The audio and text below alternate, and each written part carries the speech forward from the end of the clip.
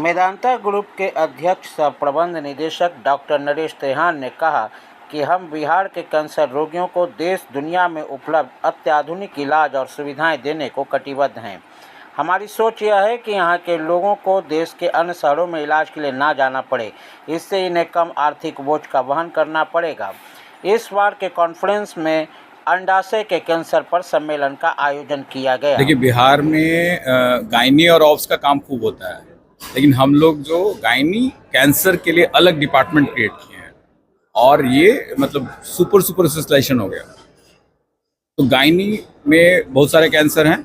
अभी आज जो कैंसर है वो हम लोग आज जो वर्कशॉप है वो हम लोग बात कर रहे हैं ओवरी के लिए। ओवरी में जो कैंसर की डिफरेंट चीज़ें हैं और ये बहुत हाईली स्पेशलाइज चीज़ों की डिस्कशन है यहाँ पे। तो देश के जो बड़े बड़े विशेषज्ञ हैं, गिने चुने 3-4 विशेषज्ञ हैं, वो लोग आए हैं, अपनी अपनी बातें रखेंगे। और जो नए स्टूडेंट्स हैं, नए डॉक्टर्स हैं जो स्पेशलाइजेशन में आना चाहते हैं, वो सब लोग उससे बेनिफिटेड होंगे। जनरल गायनी वाले लोग भी बेनिफिटेड होंगे, लेकिन उस तरह की सुविधाएं सब नहीं हैं। अगर हाई एंड पे जाइएगा तो बहुत तरह की सुविधा चाहिए, आपको रेडिएशन चाहिए, तरह तरह का टेस्ट चाहिए होता है, बायोप्सी चाहिए, वो नहीं है। तो वो एज ए जयप्रभा मेदांता हम लोग वो सब चीज़ें एक जगह पे हैं। तो हम लोग ये दिखा रहे हैं कि भाई हम लोग क्या क्या कर सकते हैं और क्या क्या रिक्वायरमेंट है, क्या क्या ज़रूरत है पब्लिक के लिए, क्या क्या ज़रूरत है गायनी ऑन्कोलॉजी के क्षेत्र में, किस तरह की लोड है डिजीज़ का और कैसे हम लोग उसको मिटिगेट कर रहे हैं, कैसे उसको सर्व कर रहे हैं। मेन थीम तो यही है। देखिए, कैंसर समाप्त करने के लिए अवेयरनेस नहीं किया जा रहा है। कैंसर के बारे में आपको अवेयर होना ज़रूरी है। कैंसर का अर्ली डायग्नोसिस है। कैंसर को समाप्त करने के लिए आपका जीवन शैली कम्प्लीटली चेंज होना पड़ेगा। वो आज के मॉडर्न उसमें काम करते हुए संभव नहीं है।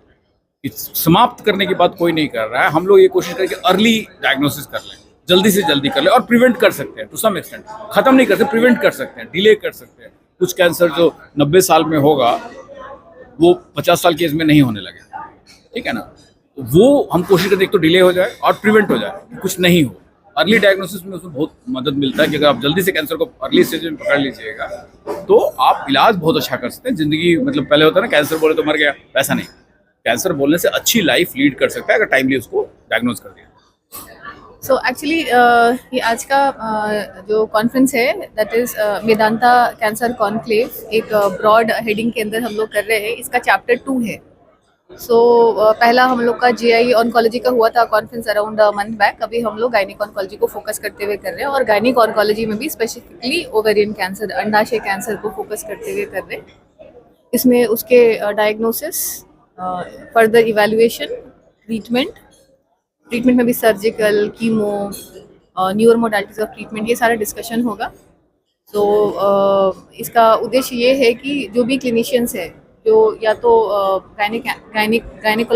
बेसिक गायनिकोलॉजी देखते हैं, गायनिक कैंसर देखते हैं, उनको थोड़ा आइडिया हो कि अगर कोई उस तरह का फीचर्स से आता है, जैसे हमको शक हो ओवेरियन कैंसर का, तो क्या इन्वेस्टिगेशन करना चाहिए, किसके पास भेजना चाहिए, और अगर कैंसर ट्रीट कर रहे हैं तो क्या इलाज करना चाहिए, इसमें न्यूअर क्या है, ये सारा डिस्कशन होगा यहाँ पे।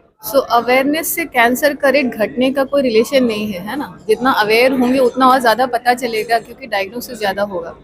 रेट घटाने के लिए हमको प्रिवेंटिव मोडालिटीज़ पे फोकस करना पड़ेगा, है ना। अभी तो हम यहाँ पे ट्रीटमेंट की बात कर रहे हैं कि किसी को कैंसर हो गया तो ट्रीट कैसे करना है, एंड अवेयरनेस मतलब कैंसर है तो कैसे पता चल रहा है। अभी हम उस अवेयरनेस की बात ही नहीं कर रहे हैं कि कैंसर कैसे ना हो। ज़्यादा इम्पोर्टेंट तो वही है जानना कि कैंसर कैसे ना हो। ओवेरियन कैंसर में अभी मोटा मोटी बोले तो जनरली लाइफस्टाइल मेजर्स ही मेन चीज़ है जिस पे फोकस करके कैंसर का इंसिडेंस कम कर सकते हैं। कुछ और कैंसर जैसे सर्वाइकल कैंसर है, उसमें हमारे पास अच्छी मोडालिटीज़ है जिसे हम कैंसर प्रिवेंट कर सकते हैं, जैसे कि वैक्सीनेशन, सर्वाइकल कैंसर वैक्सीनेशन या फिर cervical cancer screening. Unfortunately ovarian cancer में अभी हमारे पास ये दोनों मोडालिटीज़ नहीं है। ना तो कोई वैक्सीन आई है जो कैंसर प्रिवेंट कर सकती है, और ना कोई ऐसा स्क्रीनिंग मोडालिटीज़ है जिससे हम कैंसर को अर्ली डिटेक्ट कर सकते हैं। तो बेसिकली हमको ये फोकस करना है कि अगर किसी को कैंसर हो गया है तो डायग्नोसिस कैसे टाइमली हो जाए और ट्रीटमेंट कैसे चालू हो। अभी तो हमारा ये उद्देश्य होना चाहिए। कितनी तरह के कैंसर है और सबसे ज़्यादा कौन सा कैंसर बढ़ रहा है? हाँ, आप अगर ओवेरियन कैंसर के अगर पूछ रहे हैं तो मोटा मोटी हम 3 तरह का ओवेरियन कैंसर की बातें करते हैं। एक एपिथेलियल ओवेरियन कैंसर होता है, एक जर्म सेल ओवेरियन कैंसर होता है, और एक सेक्स कॉर्ड स्ट्रोमल कैंसर होता है। अब ये सारा तो बहुत टेक्निकल डिविजन्स हो गया, आम जनता को ये उतना समझ में नहीं आएगा, बट मोटा मोटी ये समझे तो तीनों तरह के कैंसर का अलग अलग तरह से इन्वेस्टिगेशन, अलग अलग तरह से सर्जिकल ट्रीटमेंट होता है और उनका कीमो भी काफ़ी हद तक डिफरेंट होता है। तो तीनों को एक तरह का कैंसर मान के नहीं चल सकते, अलग अलग ट्रीटमेंट मॉडलिटी होती है। मैं डॉक्टर श्वेता राय, मैं यहाँ पे एसोसिएट डायरेक्टर के पोजीशन पर हूँ in Jaiprabha Medanta hospital. I am heading the gynaec cancer unit here. Video को लाइक करें, शेयर करें, सब्सक्राइब करें और तमाम तरह की खबरों से जुड़ने के लिए बेल आइकन को ज़रूर दबाएं। धन्यवाद।